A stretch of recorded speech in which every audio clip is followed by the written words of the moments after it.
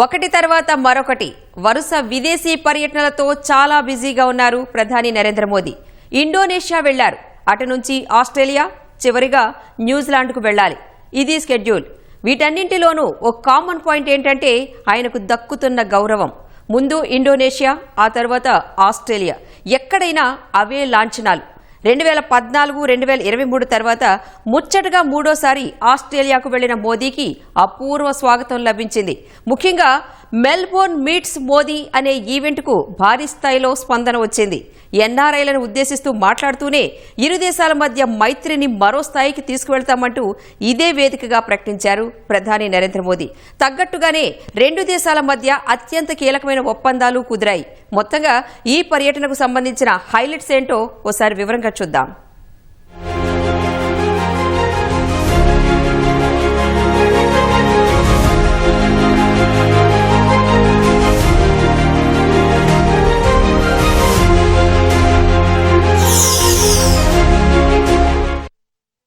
మొన్న ఇండోనేషియా పర్యటనకు వెళ్లినప్పుడు ప్రధాని నరేంద్ర మోదీకి ఇదిగో ఇలా స్వాగతం లభించింది.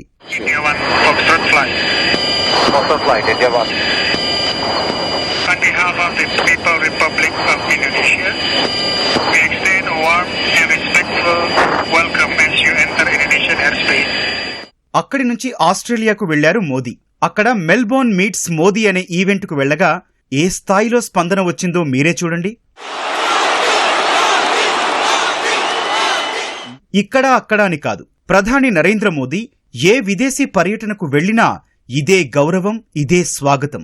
దేశ ప్రయోజనాల దృష్ట్యా రకరకాల ఒప్పందాలు చేసుకోవడమే కాదు, భారత్ మీకు ఎప్పటికీ ఓ మిత్రదేశమే అనే సందేశాన్నిచ్చి మరీ వస్తున్నారు మోదీ. భారత్తో మైత్రిని కొనసాగించాలని చూసే ప్రతి దేశమూ అదే స్థాయిలో మోదీని గౌరవించుకుంటోంది.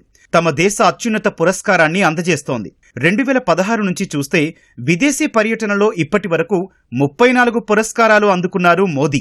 ఆసియా, ఐరోపా, ఆఫ్రికా, అమెరికా దేశాల నుంచి ఈ స్థాయిలో పురస్కారాలు అందుకున్న తొలి భారత ప్రధాని మోదీయే.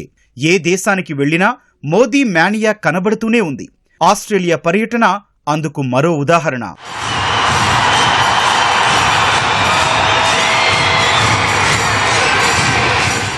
మీకు గుర్తుండే ఉంటుంది, 2019లో అమెరికాలోని హ్యూస్టన్లో హౌడీ మోడీ అనే ఓ భారీ ఈవెంట్ జరిగింది.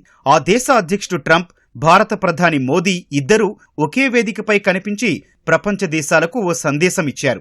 భారత్ అమెరికా మధ్య మైత్రి ఎంత బలంగా ఉందో చాటి చెప్పారు. అదే సమయంలో ఎన్ఆర్ఐల గురించి ప్రస్తావించారు. ఇప్పుడు ఆస్ట్రేలియాలో మెల్బోర్న్ మీట్స్ మోదీ ఈవెంట్ కూడా అంతే గ్రాండ్ గా జరిగింది. పూర్తిగా ఎన్ఆర్ఐలను ఉద్దేశిస్తూ నిర్వహించిన ఈ కార్యక్రమంలో మోదీ చాలా ఉత్సాహంగా కనిపించారు.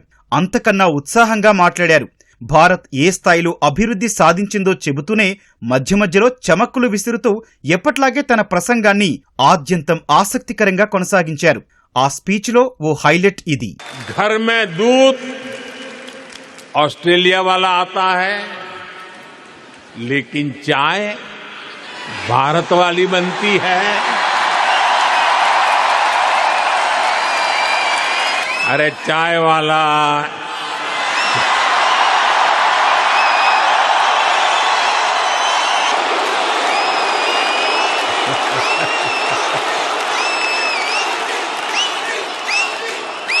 दाल सब्जियां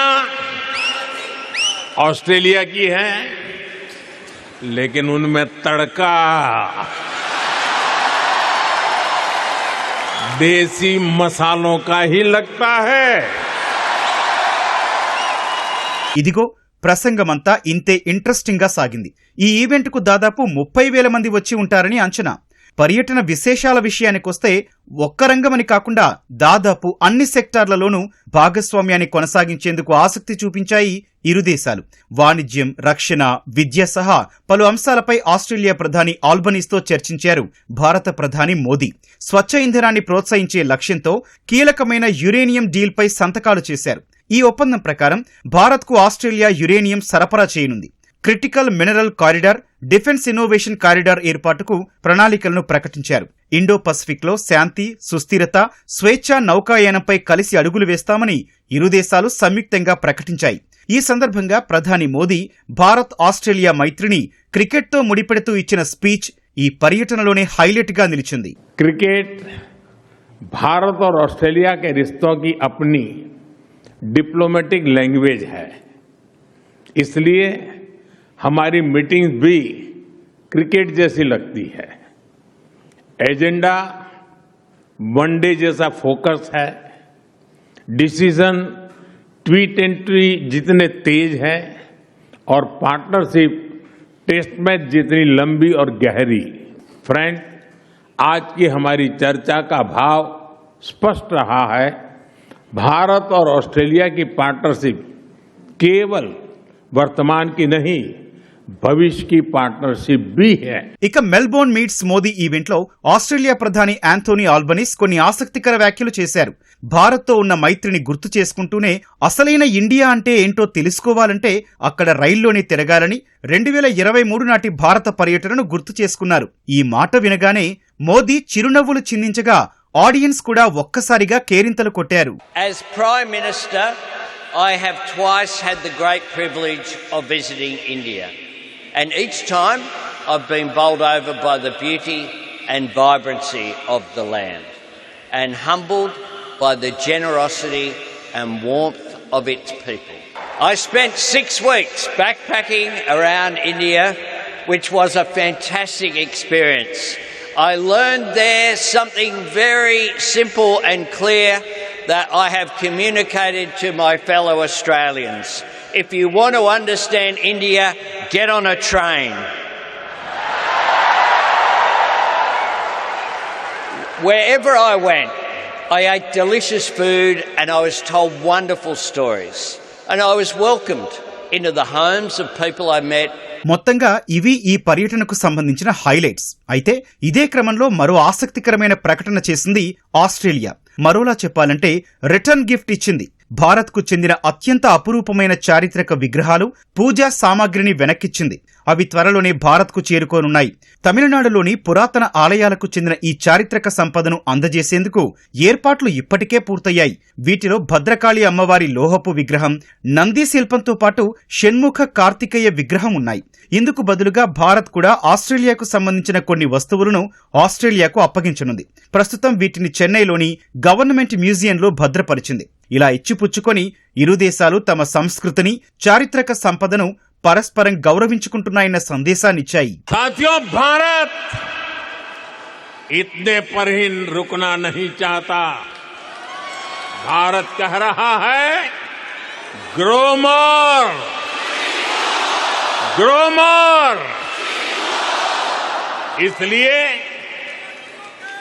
आज चिप से लेकर शिप तक मैन्युफैक्चरिंग का भारत में एक नया इकोसिस्टम डेवलप किया जा रहा है.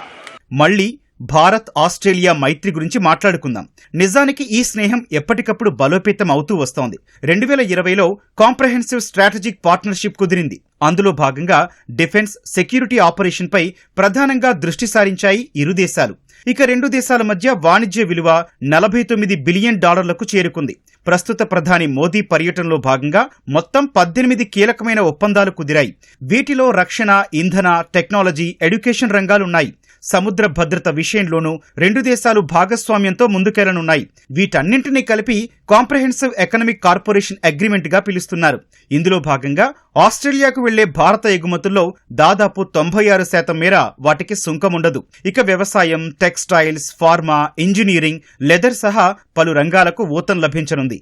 ఆస్ట్రేలియా మార్కెట్లోకి భారత సరుకులు మరింత సులువుగా వెళ్లనున్నాయి. పరస్పర పెట్టుబడులు పెరుగుతాయన్న అంచనాలు ఉన్నాయి. కొత్త ఉద్యోగావకాశాలు రానున్నాయి. Prime Minister has also recognized the central role of industry-led partnerships and strategic investments in deepening cooperation to support reliable, affordable and sustainable energy supply, and it reiterates our commitment to continued flow of energy between the two countries. The Prime Minister noted that India is an important supplier of downstream petroleum products to Australia, while Australia remains a long-standing supplier of products such as coal and natural gas. And as a result of this visit, we also have the administrative arrangement for enabling the supply of uranium from Australia to India. ఇక భారత్కు Australia నుంచి uranium ఎగుమతి కావడం వల్ల దేశీయ nuclear power grid సామర్థ్యం పెరగనుంది. 2047 నాటికి 100 గిగావాట్ల nuclear power సామర్థ్యాన్ని పెంచుకోవాలని చూస్తున్న తరుణంలో ఈ ఒప్పందం ఎంతో తోడ్పడనుంది. ఇక ఆర్టిఫిషియల్ ఇంటెలిజెన్స్, సైబర్ సెక్యూరిటీ రంగాల్లోనూ పరస్పరం సహకారం అందించుకునే దిశగా చర్చలు జరిగాయి. మొత్తంగా మోదీ పర్యటనతో రెండు దేశాల మధ్య వాణిజ్యం మరో స్థాయికి చేరనుంది అన్నది మాత్రం చాలా స్పష్టంగా అర్థమవుతోంది. साथियों, भारत इतने पर ही रुकना नहीं चाहता. भारत कह रहा है ग्रो मोर, ग्रो मोर. ఇక్కడ కొసమెరుపు ఉంది. ప్రధాని నరేంద్ర మోదీ ఆస్ట్రేలియా తర్వాత న్యూజిలాండ్ పర్యటనకు వెళ్లాల్సి ఉంది. కానీ ఆయన వెళ్లకముందే న్యూజిలాండ్ ఓ ఆసక్తికర ప్రకటన చేసింది. భారత్కు న్యూజిలాండ్ ఎగుమతి చేస్తున్న వస్తువుల్లో 57% ఉత్పత్తులపై ఇకపై ఎలాంటి సుంకాలు ఉండబోవని స్పష్టం చేసింది. మోదీ మార్క్ దౌత్యానికి ఇది మరో ఉదాహరణ అని ప్రత్యేకంగా చెప్పాలా?